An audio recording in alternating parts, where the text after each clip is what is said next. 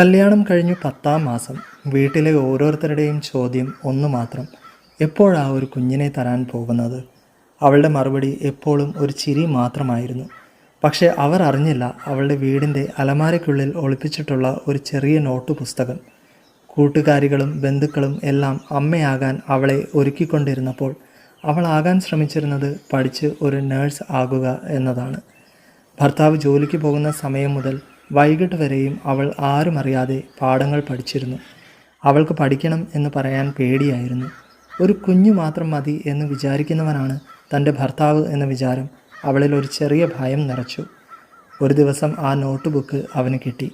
അത് വായിച്ചതിന് ശേഷം കുറേ മണിക്കൂർ ശാന്തമായി അവൻ നിന്നു. പിന്നെ അവളോട് അവൻ ചോദിച്ചു, "ഇത് നിൻ്റേതാണോ?" അവൾ തല താഴ്ത്തി നിന്നു. എന്നാൽ അവൻ്റെ മറുപടി അവളെ അത്ഭുതപ്പെടുത്തി. പഠിച്ചെടുക്കാൻ എന്തൊക്കെ ആവശ്യങ്ങൾ വേണ്ടിവരും? ആ ചോദ്യം അവളിൽ ഒരു പുതിയ പ്രതീക്ഷ നിറച്ചു. ഒരു കുടുംബം മുഴുവൻ ഒരു പ്രചോദനമായി അവളുടെ കൂടെ നിന്നു. അവൾ പഠിക്കാൻ തുടങ്ങി വീണ്ടും, ആഗ്രഹിച്ചത് നേടിയെടുക്കാൻ വേണ്ടി സന്തോഷത്തോടു കൂടി.